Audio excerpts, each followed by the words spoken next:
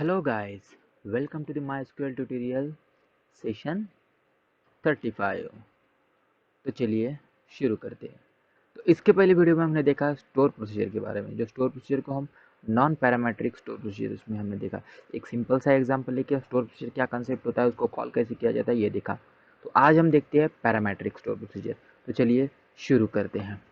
तो देखिए, इसके पहले हमने कुछ ये कोड्स एग्जीक्यूट किया था, ये स्टोर प्रोसीजर्स बनाई थी, ठीक है, डिलिमिनेटर का यूज वगैरह करके। ये सिंपल सा हमने एक ऑल स्टूडेंट नाम का स्टोर प्रोसीजर बनाई थी और उसमें हमने ये यहाँ प्रिंट किया था टोटल। तो तब हमने एक स्टोर प्रोसीजर तो बनाई, लेकिन तब मैंने आपको ये बताया नहीं कि स्टोर प्रोसीजर को देखते कैसे हैं, कि स्टोर प्रोसीजर को देखा कैसे जाता है। तो सिंपल सी ये स्टोर प्रोसीजर को देखने की एक कमांड है, शो लिखना है। हम जैसे लिखे थे show tables, show databases, show triggers, show views. Views को नहीं देखे थे हम, डायरेक्ट टेबल से देखे तो वो व्यूज़ हो जाता था। तो शो क्रिएटेड या थोड़ा अलग लिखना है, शो प्रोडक्ट्स, ये शो प्रोसीजर्स में लिखना है डायरेक्ट। तो शो क्रिएटेड प्रोसीजर्स, क्योंकि ऑलरेडी इस एग्जिस्ट भी स्टोर प्रोसीजर बहुत सारी होती है इसमें। तो शो क्रिएटेड प्रोसीजर्स और प्रोसीजर का नाम अपने, ठीक है, इसको ऐसे कॉपी करना है और देखो यहाँ पेस्ट करके तो हमारी स्टोर प्रोसीजर हमारे पास आ जाएगी। या ये रहने देना है, सिर्फ स्टोर प्रोसीजर का नाम देना है। तो देखिए यहाँ स्टोर प्रोसीजर का कोड लिख के आ गया। देखो store procedure all student begin select star from, ये हमने लिखा था और ये एंड हो गया। ये आ गया स्टोर प्रोसीजर का कोड लिख के, ठीक है। तो इस तरह से लिखी जाती है स्टोर प्रोसीजर। तो चलिए शुरू करते हैं हमारे नेक्स्ट, जो आज का टॉपिक है हमारा, वो है पैरामेट्रिक स्टोर प्रोसीजर। देखिए इस तरह से कुछ स्टोर प्रोसीजर बनाते हैं, ये तो आपको पता ही होगा। अब मैं क्या करता हूँ ना, मुझे एक एक सिंगल स्टूडेंट का रिकॉर्ड चाहिए, सिंगल स्टूडेंट का रिकॉर्ड चाहिए, ऑल नहीं चाहिए। अभी वन स्टूडेंट चाहिए, वन एसटीडी चाहिए, वन स्टूडेंट चाहिए। और इस स्टूडेंट में से ऐसा स्टूडेंट चाहिए जो मैं बताऊंगा, जिसका मैं आईडी दूंगा, वही स्टूडेंट मुझे चाहिए। आईडी बोलो, नेम बोलो या कुछ भी बोलो, आप दे सकते हो। अभी मैं सिंपली, हमारे पास सिलेक्ट स्टार फ्रॉम स्टूडेंट, ये तो है। तो हमारे पास एक आईडी है, आईडी से मैं पर्टिकुलर हर स्टूडेंट को ला सकता हूँ। तो मुझे एक सिंगल स्टूडेंट चाहिए, तो आईडी के बेसिस पे मुझे आईडी उसका पता है। या सपोज कंसिडर कर लो रोल नंबर लेते हैं, ठीक है। तो रोल नंबर हमारे को पता रहता है। आईडी मैंने आपको पहले बताया था कि आईडी बेसिकली यूज नहीं होता है, वो सिर्फ हमारे फंक्शन डेटाबेस में मैनेजमेंट के लिए हम यूज़ करते हैं। तो चलिए ठीक है, रोल नंबर लेते हैं। तो रोल नंबर के बेसिस पे मैं पर्टिकुलर स्टूडेंट को फाइंड करके लूँगा। तो एक एक रोल नंबर ही लूँगा मैं, ठीक है। तो ऐसे करते हैं पैरामीटर स्टोर प्रोसीजर। तो मुझे क्या करना है, यहाँ पैरामीटर एक्सेप्ट करने हैं। जो स्टोर प्रोसीजर जब हमने कॉल की थी तो ऑल रिकॉर्ड्स मिल गए। अब मैं उसको पैरामीटर्स दूंगा कि भाई इस पैरामीटर्स के, मतलब उसको एक एक पैरामीटर पास करूँगा, उसी पैरामीटर के बेसिस पे मुझे यहाँ रिकॉर्ड ला के देगा। तो मैं क्या करता हूँ, यहाँ WHERE या वेयर कंडीशंस लगा देता हूँ। और वेयर कंडीशंस में लगा देता हूँ रोल नंबर्स, या रोल नंबर लगा दिए, ठीक है। या रोल नंबर मैंने लगा दिए, या रोल नंबर मैंने इसको कहा कि रोल नंबर इक्वल्स टू जो अभी आएगा। अभी सपोज मैं ROL लिख देता हूँ, जो यहाँ आएगा वो भाई तू मुझे लिख।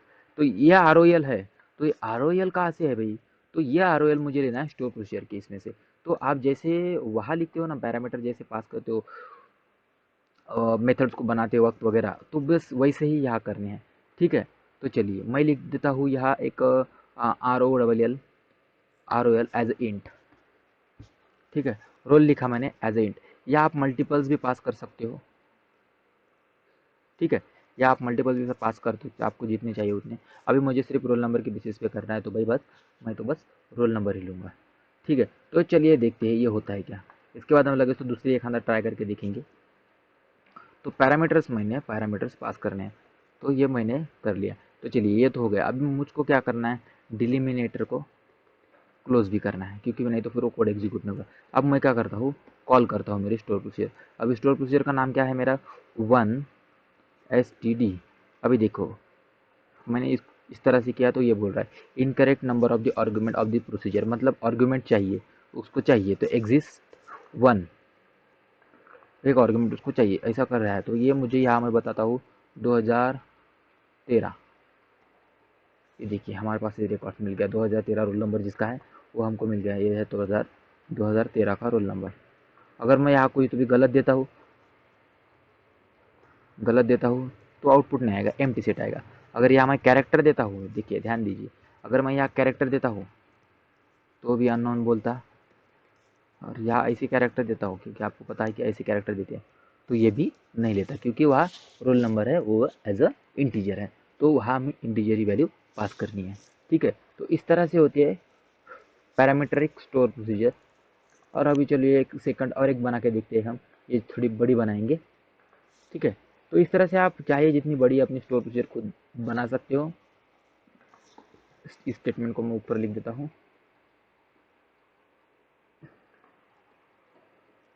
ठीक है, तो ये हो गया। अभी मुझको ना मुझको कुछ भी ऐसा अलग चाहिए।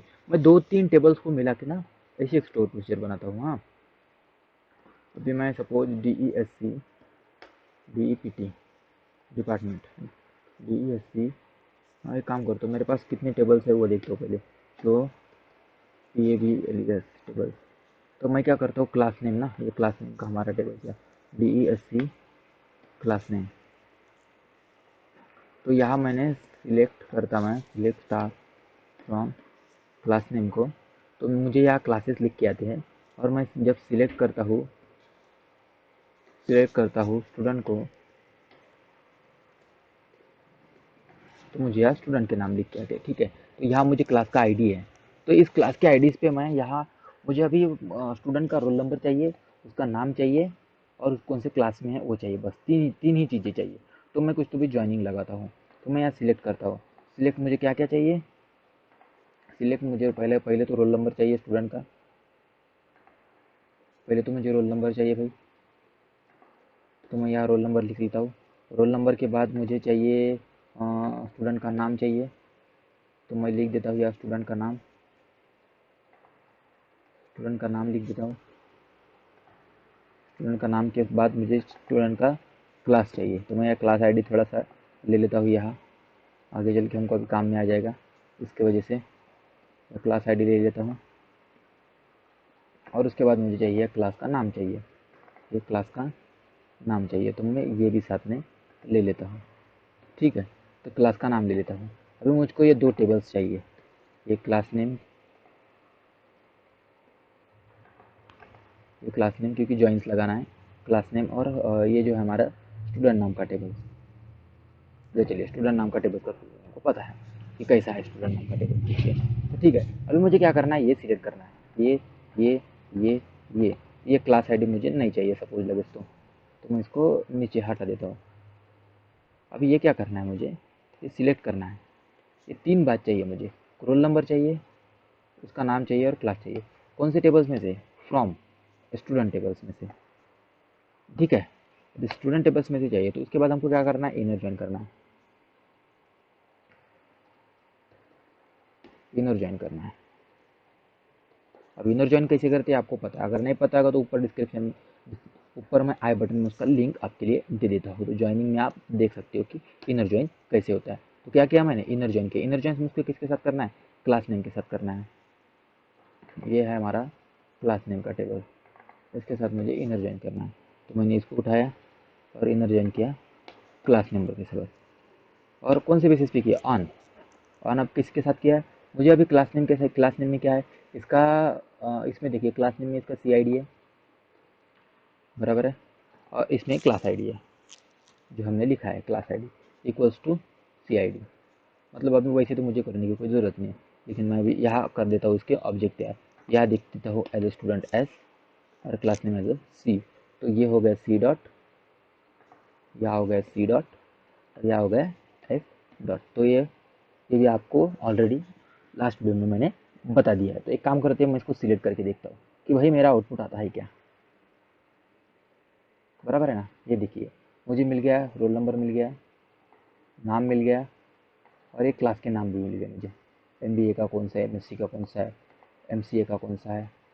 अरे सॉरी, इसमें MCA कोई नहीं दिखाई दे रहा, क्योंकि MCA फील्ड नहीं क्या हमारे पास। MCA का ID है 1,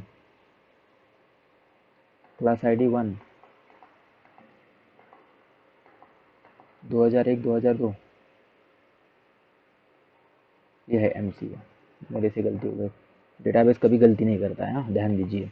तो अभी देखिए, और इसमें थोड़ा सा ये भी हो गया, ये इधर उधर आ गया, ये कुछ भी गलत आ रहा, तो मैं क्या करता हूँ, इसके ऑर्डर बाय में इसको लगा देता हूँ।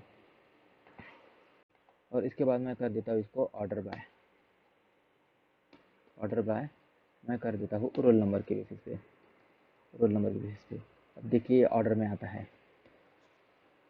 और मतलब अभी तक हमने जितने जितने जो जो चीज़ें पढ़े हैं उस चीज़ को मैं कोशिश कर रहा हूँ कि यहाँ आपको दिखा दूँ। देखिए ये ऑर्डर बाय हो गया, तो इस ऑर्डर से आ गया, ठीक है, रोल नंबर के ऑर्डर से अभी मुझको मिल गया है वो। तो चलिए, उसके पहले हमको रोल नंबर के ऑर्डर से नहीं मिल रहा था, जो प्राइमरी के होस्ट टेबल्स में उस ऑर्डर से मिल रहा था। तो चलिए ये हो गया। अभी मुझको क्या करना है, तो ये तो हो गया ऑर्डर बाय। अब मुझे वेयर क्लॉज लगाना है, order by roll number where where where क्या करना है मुझे, वेयर लगाना है जिसका रोल नंबर मैं जो बताऊँ वो हो। सपोज अभी मेरे पास 225 है, 225 है ना, 125 है, 125, ओके ठीक है। तो ये रिकॉर्ड्स आता है कि हम देखते हैं। हाँ, तो थोड़ा गलत प्रॉब्लम ये हो गया। तो ये जो है ना ऑर्डर बाय, ये पीछे लिखने का, आगे नहीं लिखने का, ओके।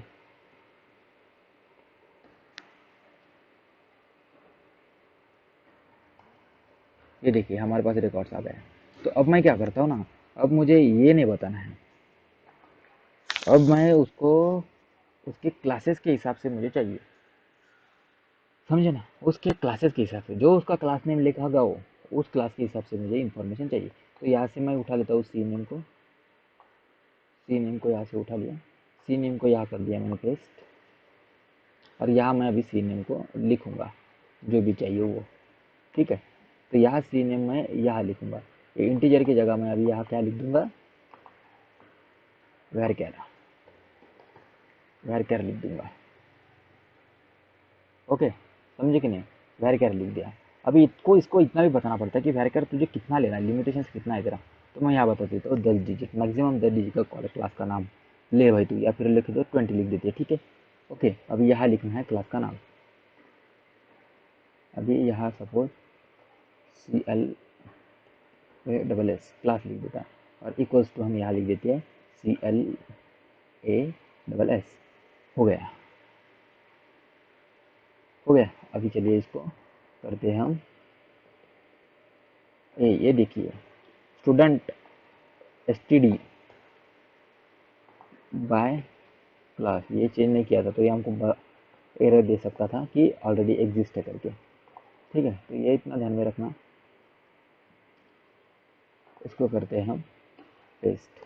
अब पूछते हैं इसको, भाई बराबर है, ये बगले हमने डिलीमीटर इसको दे दिया, ठीक है।